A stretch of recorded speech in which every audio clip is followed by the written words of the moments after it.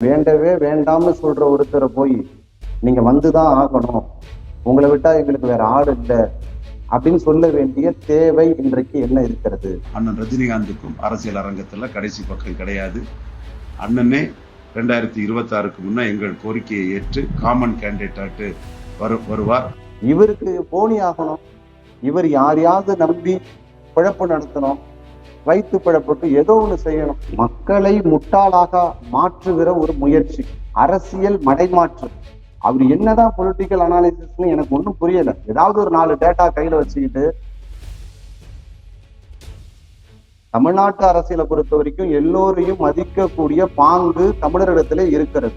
அதிமுக பலகீனப்படுவதற்கு காரணம் பிஜேபியும் ரவீந்திரன் துரைசாமி போன்ற ஊடகவியலாளர்கள் தான். எங்களுக்கு இன்னமும் கூட ஜெயலலிதா அவர்கள் மரணத்திற்கு கூட காரணம் பிஜேபி என்கிற சந்தேகம் வலுவாக இருக்கிறது. அந்த பிஜேபி அதிமுகவை சிதைத்தது என்பது உலகறிந்த உண்மை. எப்படியாவது இந்த இடத்தை காவிமயமாக்கிவிட வேண்டும் என அவர்கள் பகல் கனவு கொண்டிருக்கிறார். ரவீந்திரன் துரைசாமி எல்லாம் ஒரு பெரிய ஆளு, பெரிய ஜீனியஸ்னு நம்பி வந்தா ரஜினிக்கு தான் இழப்பு ஏற்படும். ரவீந்திரன் துரைசாமி போன்ற எச்சைகளுடைய வேலை ஒரு காலத்திலும் தமிழ்நாட்டில் நிற்காது.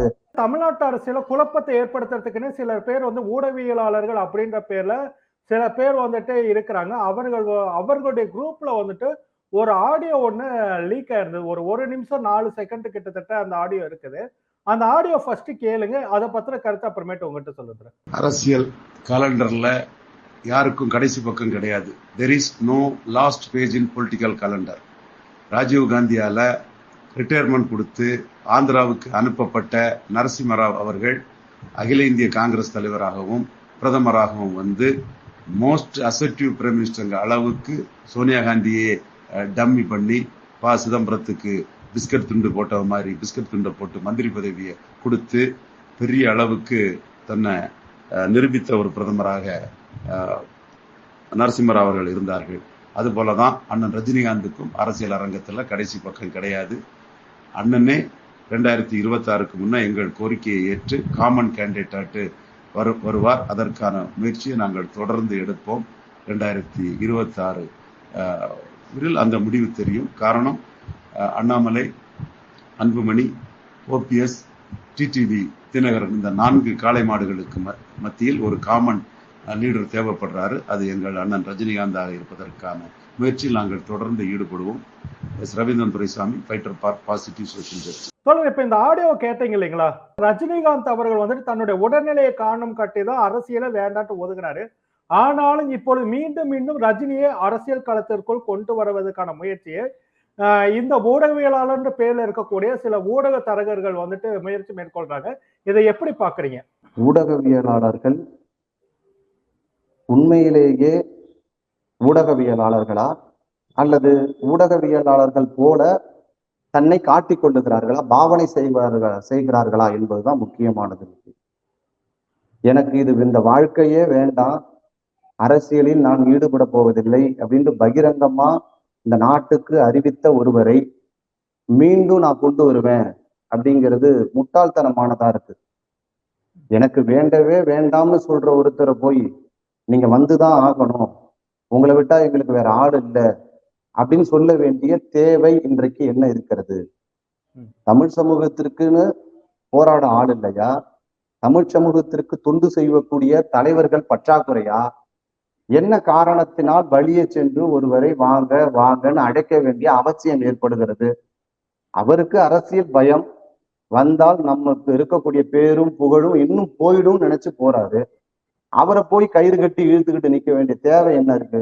இவருக்கு போனி ஆகணும், இவர் யாரையாவது நம்பி பிழப்பு நடத்தணும், வைத்து பிழப்புக்கு ஏதோ ஒண்ணு செய்யணும்.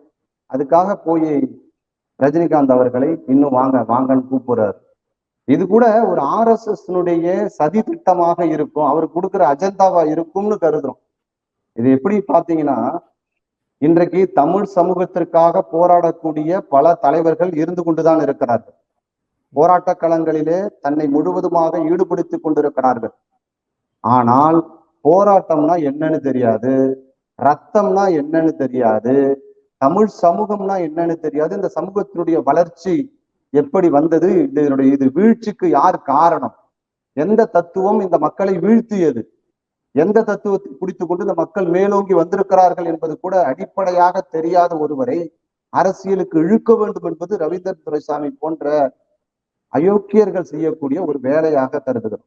ரஜினிகாந்த் அவர்கள் அரசியல் கட்சி ஆரம்பிக்க போறேன்னு சொன்னப்ப அவர் கூட போய் நின்னவங்க பாத்தீங்கன்னா தமிழருவி மணியன், இந்த லொல்லு சபால இருந்த ஜீவா அவர்கள், அப்புறமேட்டு பாஜகவுடைய அறிவுசார் பிரிவுல இருந்த அர்ஜுனமூர்த்தி, இவர்கள்லாம் வந்துட்டு அந்த இதுல இது பண்ணாங்க. ரஜினி கட்சி ஆரம்பிக்கல அப்படின்னு தன்னோட முடிவை சொன்னதுக்கு அப்புறமேட்டு இவர்கள் எல்லாம் அந்த இடத்த விட்டு விலகுனாங்க. திரும்ப ரஜினியோட அரசியலை பத்தி இவர்கள் யாருமே பேச கிடையாது. ரஜினி திரும்ப அரசியலுக்கு வருவார் அப்படின்னா யாருமே பேசக்கூடாது. ஆனா ரவீந்திரன் துரைசாமி கிட்டத்தட்ட இது 2வது ஆடியோ. ஏற்கனவே ஒரு ஆடியோ வந்து மை சென்னையில வெளியிட்டு இருந்தோம். இது 2வது ஆடியோ. இந்த ஆடியோலையும் பாத்தீங்கன்னா திரும்ப திரும்ப ரஜினி அவர்களை அரசியலுக்குள்ள கொண்டு வர போறோம்னு சொல்றதுடைய நோக்கம், ரஜினி இன்னமும் அரசியலுக்கு வருவார் அப்படின்னு சொல்லிட்டு ஏங்கிட்டு இருக்கக்கூடிய சில ரசிகர்கள் இருக்கதான் செய்யறாங்க. அவர்கள்ட்ட இருந்து ஒரு பணம் பறிக்கிறாரா அப்படின்ற ஒரு கேள்வி எழும்புதில்லை. இது மக்களை முட்டாளாக மாற்றுகிற ஒரு முயற்சி, அரசியல் மடைமாற்று. ஒரு நல்ல ஆளுமை தமிழகத்திலே இருந்து விடக்கூடாது. ஒரு நல்ல சித்தாந்தம் இந்த நாட்டை ஆண்டு விடக்கூடாது. இந்த நாடு போலிகளின் கைகளுக்கு செல்ல வேண்டும், குறிப்பா வந்தேரிகளின் கைகளுக்கு செல்ல வேண்டும். சன் பரிவார் கூட்டம் உள்ள வரணும். சன் பரிவாரனுடைய முகமாகத்தான் ரஜினியை அவர் ப்ரொஜெக்ட் பண்ண பாக்குறார். அவர் வந்து ரஜினியை வந்து தமிழராக அப்படிலாம் அவர் பார்க்கல. ஒரு RSS அடிவருடியாக, ஒரு பிஜேபியினுடைய முகமாக, தேசிய ஜனநாயக கூட்டணியுடைய முகமாக, ஒரு வேட்பாளராக சிஎம்னு சொன்னா அவர் வந்துருவாரு, ஆசைப்பட்டு வந்துருவாரு. அவர் வந்துட்டா நமக்கு பதவி அரிப்பை தீர்த்து கொள்ளலாம், நாம அதனால ஏதாவது பயன் பெறலாம் என்கிற அளவில் தான் பாக்குறாங்க. உண்மையிலே அறிவுள்ளவர்கள் நான் இனிமேல் அரசியலுக்கே பேச மாட்டேன் தமிழர் மணிவன் போன்றவர்கள்லாம் சொல்லிட்டு போயிட்டாங்க. ஆனா இவர் மட்டும் இன்னமும் வயிற்று பிழப்புக்கு ஏதாவது செய்தாக வேண்டும்ங்கிறார். அவர் என்னதான் பொலிட்டிக்கல் அனாலிசிஸ்ன்னு எனக்கு ஒன்றும் புரியல. ஏதாவது ஒரு 4 டேட்டா கையில வச்சுக்கிட்டு இவங்க ஜெயிப்பாங்க, அவங்க தோப்பாங்க, இவர் வருவார். நீங்க தோழர் இவரை நீங்க குறிப்பா பாத்தீங்கன்னா, இவர் ஏற்கனவே சசிகலாவை ஆதரித்தவர் முழுமையா. அவர் தான் தமிழ்நாட்டினுடைய எல்லாமுமாக இருப்பார் என்று சொல்லி ஆதரித்தார். அவருடைய ஸ்ட்ராட்டஜி என்ன ஆச்சு? பிறகு தினகரன் தான் இந்த நாட்டுடைய எதிர்காலமாக வருவார் அப்படின்னு சொன்னார். அவரோட ஸ்ட்ராட்டஜி என்ன ஆச்சு? இவர் என்ன நினைக்கிறாருன்னா, இவங்களெல்லாம் அடைச்சிட்டு போய் பிஜேபியின் பின்புலத்துல நிக்க வச்சு பிஜேபியை வெளியே கொண்டு வர வேண்டும். இந்த நாட்டுடைய பிரதான கட்சியா பிஜேபி வரணும். இவருடைய நோக்கம் என்னன்னா, பிஜேபி இந்த மண்ணை ஆளணும், RSS இந்த மண்ணை ஆளணும், பிஜேபி இந்த மண்ணை ஆளணும். இந்த நாட்டுக்கு பல தியாகங்களை செய்த திராவிட இயக்கம் அழிக்கப்பட வேண்டும் அப்படிங்கிற ஒரு நோக்கத்துக்காக அவர் எதையும் செய்ய துணிந்திருக்கிறார். அப்படிதான் பார்க்க வேண்டியதா இருக்கு. திமுகவுக்கு திரையுலகத்துக்கு எவ்வளவு நெருக்கம்ன்றது எல்லாத்துக்கும் தெரியும். குறிப்பா முன்னாள் முதல்வர் திரு கலைஞர் அவர்களாகட்டும், தற்போதைய முதல்வர் திரு மு.க. ஸ்டாலின் அவர்களோடும் இவர்களுக்கும் ரஜினிகாந்துக்கு இருக்கக்கூடிய நட்பு, அந்த மரியாதை, அந்த தனிப்பட்ட முறையில இருக்கிறது என்னன்றது வெளிப்படையா எல்லாத்துக்கும் தெரிந்த ஒரு விஷயம். எல்லா விஷயங்கள்லயும் ரஜினிகாந்துக்கு முதல்வர் மு.க. ஸ்டாலின் அவர்களாகட்டும், அதுக்கு முன்னாள் முதல்வர் எல்லாருமே வந்து பாத்தீங்கன்னாக்கா உரிய மரியாதையை வந்து கொடுத்துட்டு இருக்காங்க. ஆனா இப்ப ஒரு நேரேஷன் எப்படி செட் பண்றாங்கன்னாக்கா, அயோத்தியா ராமன் அரசியல் வளாக திறப்பு விழாவில் வந்துட்டு ஒன்றிய பிரதமர் நரேந்திரா ரஜினியை கூப்பிட்டு மரியாதை செய்த காரணத்தினாலதான் மீண்டும் வந்துட்டு இங்க வந்துட்டு ஸ்டாலின் அவர்கள் ரஜினியை அழைத்து மரியாதை செய்கிறார் அப்படின்ற மாதிரி ஒரு கட்டமைப்பை வந்து உருவாக்குறாங்க.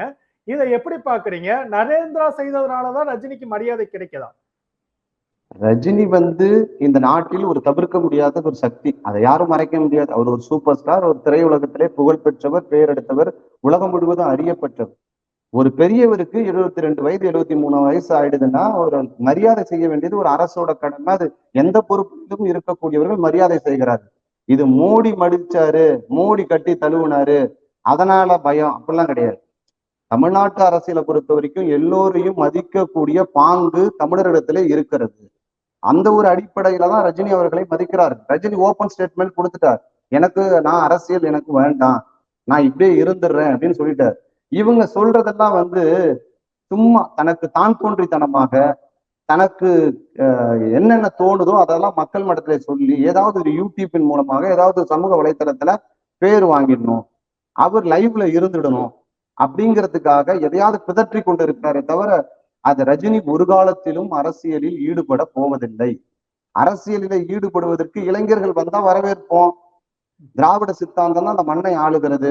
அது திமுகவா இருக்கலாம், அண்ணா திமுகவா இருக்கலாம். இந்த இரண்டு இயக்கத்தால் தான் இந்த நாடு இன்றைக்கு நல்லா இருக்கு. இன்னைக்கு நம்மளாம் படிச்சிருக்கிறோம், இன்னைக்கு பட்டத்தை அனுபவிக்கிறோம், இன்னைக்கு வேலையில இருக்கிறோம், நாற்காலியில் அமர்ந்திருக்கிறோம் என்று சொன்னால் அதற்கு திராவிட இயக்கம் காரணம். இந்த திராவிட இயக்கத்தினுடைய வளர்ச்சியை சிதைக்க வேண்டும். இந்த திராவிட இயக்கத்தினுடைய வளர்ச்சியை எப்படியாவது வீழ்த்த வேண்டும் என்பது ரவீந்திரன் துரைசாமி போன்றவர்களுடைய வேலை. அவங்க நாக்பூர்ல என்ன அசைன்மெண்ட் கொடுக்குறாங்களோ அதை அப்படியே செய்யக்கூடியவர் தான் இந்த ரவீந்திரன் துரைசாமி. அவர் பாத்தீங்கன்னா இந்த அரமண்ட இந்த நாட்டை எல்லாத்தையும் குழப்பி குட்டிசோர் ஆக்கிட்டு இருக்கு. அண்ணாமலை அவர்களால வந்துட்டு வாக்கு வங்கி வந்துட்டு பாஜகவுக்கு உயர்ந்திருக்கு அப்படின்ற மாதிரி ரவீந்திரன் துரைசாமி தரப்பு வந்து சொல்லிட்டு இருக்கிறாங்க. அதை விட முக்கியம் என்னன்னாக்கா 2026 தேர்தல்ல 4 காளைகள், அதாவது வந்துட்டு அண்ணாமலை அவர்கள், டிடிவி அவர்கள், மற்ற இன்னும் சில பேர்த்த சொல்லிட்டு என்ன சொல்றாருனாக்கா, இவர்களை விட பலம் வாய்ந்த ஒரு பொது வேட்பாளர் ரஜினிகாந்த் அவர்களை நிற்க வைக்க வேண்டும், அதுக்கான முயற்சியை கூட எங்களுடைய கோரிக்கையை அண்ணன் ரஜினி அவர்கள் ஏற்பார் அப்படின்ற மாதிரி எல்லாம் சொல்லிட்டு இருக்கிறாரு திரு ரவீந்திரன் துரைசாமி. இதை எப்படி பாக்குறீங்க? இதுக்கான வாய்ப்பு இருக்குதா? முதல்ல அதாவது அரசியலிலே இன்றைக்கு ஓபிஎஸ்னுடைய நிலை கொஞ்சம் சற்று தளர்ந்திருக்கிறது, அவருடைய கை கொஞ்சம் துவழ்ந்திருக்கிறது. இதற்கு காரணமும் ரவீந்திரன் துரைசாமி தான். அவரை வந்து அதிமுக இருந்து பிடிப்பதற்கு காரணம் அவர் தான். அதிமுக பலகீனப்படுவதற்கு காரணம் பிஜேபியும் ரவீந்திரன் துரைசாமி போன்ற ஊடகவியலாளர்கள் தான். இந்த அதிமுகவை சிதைத்து இதன் மூலமாக பிஜேபி இந்த தமிழகத்தில வாக்கு சதவீதத்தை அதிகரித்து விடலாம், வாக்கு வங்கியை அதிகரித்து விடலாம், ஏதாவது ஒரு 2 சீட்டு ஜெயிச்சுடலாமா என்கிற அந்த பகல் கனவு இருக்கிறதுல அது காணல் நீர். எப்படியாவது இந்த நாட்டை நம்மளால் ஆண்டு விட முடியுமா அப்படின்னு நினைக்கிறாங்களே தவிர ஒரு காலத்திலும் அது நடக்க போவதில்லை. அதாவது இபிஎஸ் ஆக இருந்தாலும் சரி, அது ஓபிஎஸ் ஆக இருந்தாலும் சரி, ஒற்றுமையாக இருந்திருந்தால், சசிகலா, தினகரன் இவங்கெல்லாம் ஒற்றுமையாக இருந்திருந்தால் இந்த திராவிட சித்தாந்தத்தை இந்த மண்ணிலிருந்து யாராலையும் அகற்றெடுக்க முடியாது. திமுகவுக்கு மாற்று அதிமுக, அதிமுகவுக்கு மாற்று திமுக என்பதாகத்தான் இருந்திருக்கும். சற்று சறுக்கல் ஏற்பட்டதனுடைய விளைவு. சறுக்கல்னா பிஜேபியால் ஏற்பட்ட சறுக்கல். எங்களுக்கு இன்னமும் கூட ஜெயலலிதா அவர்கள் மரணத்திற்கு கூட காரணம் பிஜேபி என்கிற சந்தேகம் வலுவாக இருக்கிறது. அந்த பிஜேபி அதிமுகவை சிதைத்தது என்பது உலகறிந்த உண்மை, நாடறிந்த உண்மை. அதிமுகவை உடைச்சது, அதிமுகவை சிதைத்தது பிஜேபி. டிடிவி தினகரன் வெளியேறுவதற்கு காரணம், சசிகலா அவர்களை வெளியேற்ற வேண்டும் என்கிற நெருக்கடியை கொடுப்பதற்கு காரணம் பிஜேபி, ரவீந்திரன் துரைசாமி போன்றவர்கள் தான், ஊடகவியலாளர்கள் தான் காரணம். மக்கள் மத்தியிலே அவர்கள் சொன்னார்கள். அப்ப இந்த மக்களை முட்டாள்களாக்கி நீங்க பாருங்க, இந்த கேஸ் அதிமுகவுல எத்தனை வழக்கறிஞர்கள், எத்தனை தீர்ப்புகள், எத்தனை வழக்குகள், எத்தனை நீடிப்புகள், எத்தனை ஸ்டே, என்ன பெரிய இது வரைக்கும் ஒரு முடிவு இல்லைல்ல. அப்ப பிஜேபியினுடைய சித்து விளையாட்டுகளில், மோடி விளையாட்டுகளில் தமிழகம் சிக்கி கொண்டு தவிர்க்கிறது. திராவிட இயக்கத்தை பழி தீர்க்க 100 ஆண்டு கால பகையை பிஜேபி தீர்த்து கொள்ள நினைக்கிறது. அதனுடைய விளைவாக அதிமுக இன்னைக்கு சிதறன்று, நெல்லிக்காய் மூட்டை மாதிரி சிதறன்று கிடக்கிறது. எப்படியாவது இந்த இடத்தை காவிமயமாக்கி விட வேண்டும் என அவர்கள் பகல் கனவு கொண்டு இருக்கிறார்கள். ஏற்கனவே இதே மாதிரி பிஜேபி வளர்ந்த மாதிரிலாம் இருந்தது வாஜ்பாய் காலத்துல. ஆனா இன்னைக்கு ஒண்ணுமே கிடையாது, தடம் தெரியாம போயிடுச்சு அப்புறம் இடையில. அப்ப திருப்பி இன்றைக்கு அண்ணாமலை மூலமாக அப்படி ஒரு நிலையை ஏற்படுத்திவிடலாம் அப்படின்னு தமிழகத்திலே அவர்கள் நினைக்கிறார்கள். ஒரு காலத்திலும் நினைக்க போவதில்லை. பகல் கனவு பகல் கனவாகத்தான் இருக்க போகிறது. இவர்கள் எத்தனை கூட்டணி ஏற்பாடுகள் செய்தாலும் தினகரன் போன்றவர்கள், சசிகலா போன்றவர்கள் தெளிவான அரசியல் முடிவு எடுப்பாரு. காலத்தினுடைய சூழலுக்காக அவங்கள்ட்ட இருந்தாலும் கூட நாளைக்கு திராவிட இயக்கம் என்று வருகிற போது திராவிட தலைவன் என்பதாக சொல்லி அவர் வெளியே வருவார். பிஜேபி அனாதையாக கை கழுவ விடப்படும். ரவீந்திரன் துரைசாமியால் ஊதி பெரிதாக காட்டப்பட்ட பிம்பங்கள், சசிகலாவாகட்டும், டிடிவி ஆகட்டும், ஓபிஎஸ் ஆகட்டும், இவர்கள் எல்லாமே பாத்தீங்கன்னாக்கா அரசியல் வந்து ஓரம் கட்டப்பட்டிருக்காங்க, இல்லைன்னா வந்து அரசியல் விட்டு ஒதுக்கி இருக்காங்க, அரசியல் அனாதைகளாக கருதப்படுகின்ற நிலைக்கு வந்திருக்கிறாங்க. அப்படி இருக்கிற சூழல்ல இவரை போன்றவர்களை நம்பி ரஜினி வந்துட்டு மீண்டும் அரசியல் முடிவை எடுப்பார் அப்படின்ற எண்ணம் ஏதாவது இருக்குதா? இல்ல ரஜினி அந்த அளவுக்கு முட்டாள்தனமா முடிவு எடுப்பாருன்னு நீங்க நினைக்கிறீங்களா? ரவீந்திரன் துரைசாமி எல்லாம் ஒரு பெரிய ஆளு, பெரிய ஜீனியஸ்னு நம்பி வந்தா ரஜினிக்கு தான் இழப்பு ஏற்படுமே தவிர வேற எந்த மாற்றமும் இந்த மக்களுக்கு ஏற்பட போறது கிடையாது. ரவீந்திரன் துரைசாமி அரசியலை பொறுத்த வரைக்கும் அவர் ஊடகவியலாளர் அப்படிங்கிறதெல்லாம் எனக்கு தெரியல. எனக்கு தெரிஞ்ச அரசியல் கூட அவருக்கு தெரியுமா அப்படின்னு எனக்கு தெரியல. ஏதோ 4 தேர்தல்ல வந்த ரிசல்ட்டை கையில வச்சுக்கிட்டு எனக்கு தான் எல்லாம் தெரியுங்கிற மாதிரி அவர் பாட்டு காட்டிட்டு இருக்கிறாரு. அவர் வந்து அரசியலுக்கு கூப்பிடாத ஆளே கிடையாதுங்க. சினிமா துறையில அஜித்ல இருந்து யாரெல்லாம் அவர் வரவேற்க முடியுமோ எல்லாரையும் கூப்பிட்டு பார்த்தாரு, இழுத்து பார்த்தாரு, சீமானை தூக்கி பார்த்தாரு. எல்லாரும் எப்படியாவது அவர் கை ஓங்க வேண்டும். அவருடைய அந்த சாதி பாசம் இருக்கு பாருங்க, அவர் சீமான் போன்றவர்களை ஆதரிப்பார். அவருடைய அந்த இந்துத்துவ பாசம் இருக்கு பாருங்க, பிஜேபி போன்றவர்களை ஆதரிப்பார். அதனுடைய பிம்பமாக ரஜினியை முன்னிறுத்த பார்க்கிறார். அவரு நாக்பூரினுடைய அடிமை. அவர் அவ்வளவுதான். நாக்பூர்ல இருந்து என்ன சொல்றாங்களோ அதை கேட்டுக்கிட்டு செயல்படுத்தக்கூடியவர் தான். அவரு வந்து இந்த தமிழ்நாட்டு அரசியலை ஒருபோதும் சீர்குலைத்து விட முடியாது. இந்த கூத்தாடிகள் ஆட்சி வந்து அவரால் இங்க நிலைநிறுத்தவும் முடியாது. இந்த தமிழ்நாட்டு அரசியல்ல இவர் பேச்சை கேட்டுட்டுலாம் யாரும் வர்றதுக்கு தயாரா இல்லை. இது திராவிட இயக்கம், திராவிட மண். இங்கு திமுக, அண்ணா திமுக போன்ற திராவிட சித்தாந்தங்கள் உருவாகிட்டே இருக்கும். கழகங்கள் இல்லாத ஆட்சின்னு சொல்ற பிஜேபியுடைய சொல் இங்கு அம்பலம் ஏறாது.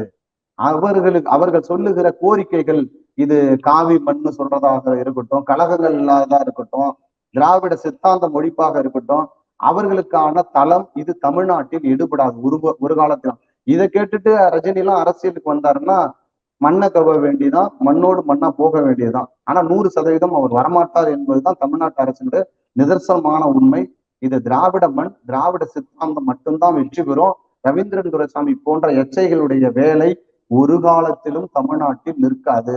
இந்த அரமண்ட காலம் ஃபுல்லா இப்படியே சுத்திட்டு தெரிய வேண்டியதான். யாராவது வருவானா, யாரையாவது வச்சு பிழப்பு நடத்த முடியுமா, எதையாவது போனி ஆகுமா என்று சொல்லி இப்படியே சுத்தி சுத்தி அலைஞ்சு காலம் முழுவதும் தன்னை ஊடகவியலாளர் என்கிற போர்வையில காட்டிக்கொள்ள முயற்சி செய்து கொண்டேதான் இருப்பார். ஒருபோதும் மக்கள் ஏற்றுக்கொள்ள மாட்டார்கள், ஒருபோதும் அவர்களை அங்கீகரிக்க மாட்டார்கள். தான் சாதி கொழுப்பை பிடிச்சி தொங்கிட்டு இல்லாம, பூணூலை பிடிச்சி தொங்கிட்டு இருக்காம, சாதி வெறியை பிடிச்சி தொங்கிட்டு இருக்காம, பொதுமக்களுக்கானவனா யார் வளர்ந்து வருகிறார்களோ அவர்கள் சாதியற்றவர்கள். இன்னும் சொல்ல போனா அவர்கள் மக்களுக்கானவர்கள். நம்ம என்ன தப்ப திரும்ப திரும்ப பண்றோம்னா, யாராவது நம்ம பக்கம் வருவாங்க, சாதியை மறுப்பாங்க, கத்துக்கிட்டு ஒண்ணுனா கத்துக்கிட்டு நம்ம பக்கத்துல வருவாங்க, நம்ம மிதிச்சு தூர தள்ளிடுவோம். நீ பாப்பான் வராத, நீ இப்படி பேசிட்டீங்க வராத, இப்படி நீ எல்லாத்தையும் தள்ளிட்டு இருந்தேன்னா இங்க இருக்கிற காவி கும்பல் அவனை புடிச்சிட்டு போய் உட்கார வச்சுட்டே இருப்பாங்க.